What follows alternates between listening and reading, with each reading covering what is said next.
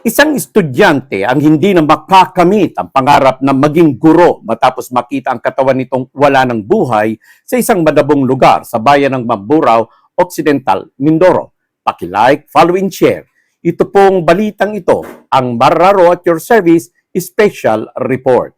Isang bangkay ng second year BA Ed student ng Occidental Mindoro State College ang natagpuan matapos ituro mismo ng suspect kahapon, Abril 8, sa ganap na 1:30 ng umaga, kung saan iniwan di umano ng suspect ang biktima sa gilid ng National Road sa Sitio Maculbo, Barangay Fatima, Mamburao, Occidental, Mindoro. Kinilala ang biktima na si Kathleen Agustin, 20 taong gulang at residente ng bayan ng Santa Cruz, Occidental, Mindoro. Ayon sa Santa Cruz Municipal Police Station na nakatanggap umano sila ng tawag mula sa Mamburao Municipal Police Station na nagsabing sumuko ang suspect na isang magsasaka na residente ng Barahan, Santa Cruz na di umunay siyang responsable sa pagpatay kay Kathleen Agustin.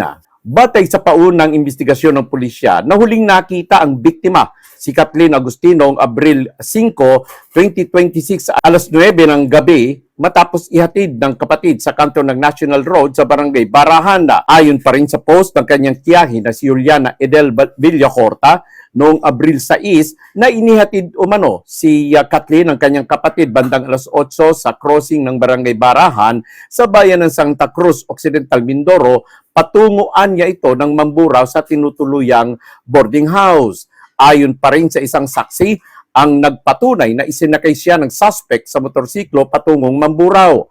Ang suspect ay kasalukuyang nasa kustodiya ng pulisya para sa kaukulang dokumentasyon at disposisyon.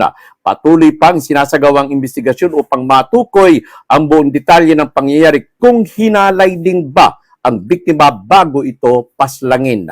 Manatili pong nakasubaybay at tumutok para sa mahalagang impormasyon at komprehensibong mga balita sa ating pong RMN News Nationwide, sa ating pong YouTube channel, sa Radyo Man Marcelo Raro, at dito po sa ating FB page, ang inyong lingkod sa pagbabalita, Marraro po at your service.